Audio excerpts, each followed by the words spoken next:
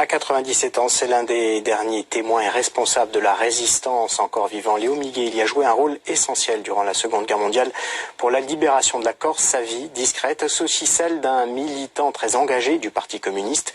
Après lui avoir consacré un documentaire, l'auteur et réalisateur Dominique Lanzalavi vient de publier un livre d'entretien intitulé « En homme libre ». Marc-Antoine Renucci et Franck Rombaldi ont rencontré l'auteur. Et il faut se souvenir d'eux parce que si l'écho de leur voix faiblit, nous périrons, comme dit l'autre. Il est le dernier responsable vivant de la résistance en Corse.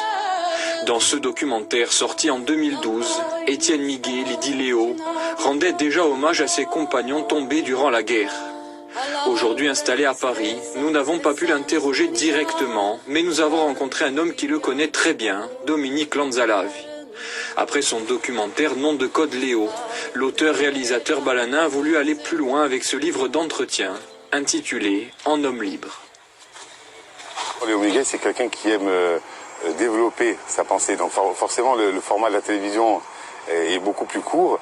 Donc je pense que ça lui correspondait beaucoup plus. C'est sous la forme d'un entretien qui lui permettait de développer ses idées et surtout de bien expliquer en détail ce qu'il avait vécu. Ça a été très difficile de le convaincre de parler. D'ailleurs, je ne suis pas le seul à avoir essayé de le convaincre. Il y a des historiens avant moi.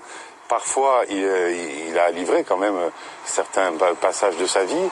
Mais notamment, ce qui le freinait, c'est de dire « je suis le dernier de ces responsables de la résistance, et j'ai pas de contradicteur ». Né à Bastia en 1923, c'est très jeune, à 15 ans, que Léo Miguel s'engage au Parti communiste. Ce fils de docker va être rattrapé par l'histoire au moment de la Seconde Guerre mondiale, et notamment en novembre 1942, quand les troupes italiennes vont envahir la Corse. Farouche opposant au fascisme, il sera, avec d'autres illustres camarades, l'un des chefs du Front National, principale organisation de la résistance sur l'île. Dans le livre, Léo Miguel, il dit que André Giusti, qui est mort avec Gilles Mondologne, disait, lorsqu'ils mangeaient ensemble, faisons un bon repas, Léo, parce que on ne verra peut-être pas la libération. Et il disait, lui, il n'a pas vu, moi j'ai eu la chance de la voir, c'est comme ça.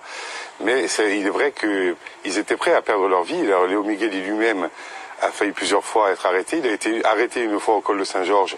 Il avait des faux papiers, ça lui a sauvé la vie. Mais il y a un vrai courage. Et ces résistants, qui sont pour nous souvent des noms de rue, pour lui, c'était ses amis proches. Grâce entre autres à son courage et à celui de ses amis, la Corse sera le premier département métropolitain libéré en octobre 1943. En plus de la résistance, Dominique Lanzalavi aborde les thématiques d'après-guerre, parfois plus polémiques.